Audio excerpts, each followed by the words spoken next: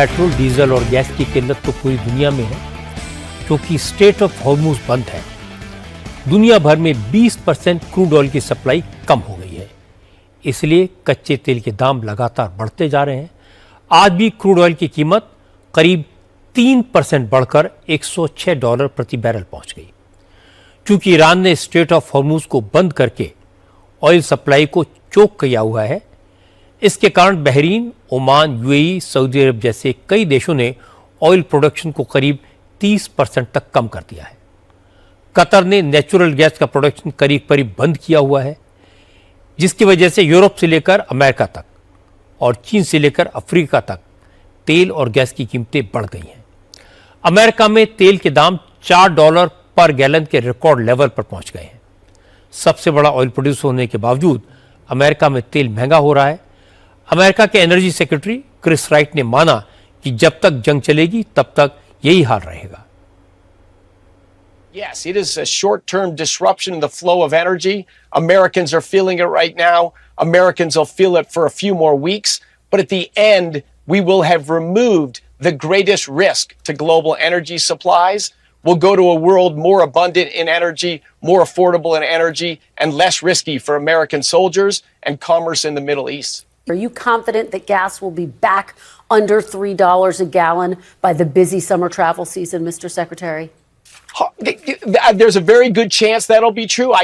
There's no guarantees in war. The time frame's still not entirely clear, but I think that's certainly a goal of the administration and very possible. America के energy secretary कह रहे थे कि युद्ध की वजह से तेल कुछ हफ्तों के लिए महंगा हुआ है। अमेरिकी जनता को यह बोझ अभी अगले कुछ हफ्तों तक और उठाना पड़ेगा। क्रिस राइट ने दावा किया, जैसे ही युद्ध खत्म होगा तो तेल फिर से सस्ता हो जाएगा।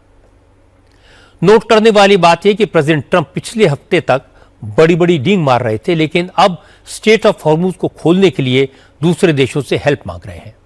ट्रंप ने नेटो मुल्कों, ब्रिटेन, जर्मनी और फ्रांस के अलावा ऑस्ट्रेलिया, साउथ कोरिया और चीन से भी कहा कि वो अपने जंगी जहाज स्ट्रेट ऑफ हॉर्मुज भेजें ताकि ऑयल सप्लाई को स्मूथ किया जा सके, लेकिन जर्मनी और ऑस्ट्रेलिया ने तो ऐसा करने से साफ साफ इनकार कर दिया। ब्रिटेन, चीन, फ्रांस और साउथ कोरिया ने भी ट्रंप की गुजारिश पर कोई रिएक्शन नहीं दिया। नाराज होकर ट्रंप ने कहा कि यूक्रेन युद्ध में अमेरिका नेटो की मदद कर रहा है। अगर इस वक्त नेटो के मेंबर अमेरिका की मदद नहीं करेंगे तो उन्हें इसका अंजाम भुगतना पड़ेगा। We are talking to other countries about working with us for the policing of the string, and I think we're getting good response. If we do, that's great, and if we don't, that's right too. Remember, like as an example, in many cases the NATO countries, we're always there for NATO.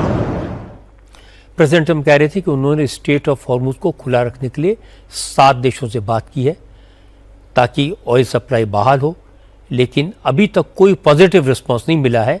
मदद न करने के लिए Trump ने यूरोपीय देशों को धमकाया भी और उम्मीद जताई कि चीन भी उनके रिक्वेस्ट पर विचार करेगा। इस बीच ईरान के विदेश मंत्री अब्बास अरगची ने कहा कि स्ट्रेट ऑफ हॉर्मुज तो बंद है ही नहीं, तो खोलने का सवाल ही पैदा नहीं होता। Well, as a matter of fact, the Strait of Hormuz is open.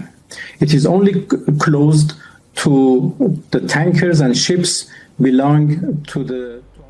Iran के विदेश मंत्री अब्बास अरगची कह रहे थे कि स्ट्रेट ऑफ हॉर्मुज उन देशों के लिए खुला है जो ईरान के दोस्त हैं, लेकिन दुश्मन देशों के टैंकर हॉर्मुज के रास्ते होकर नहीं जा सकते।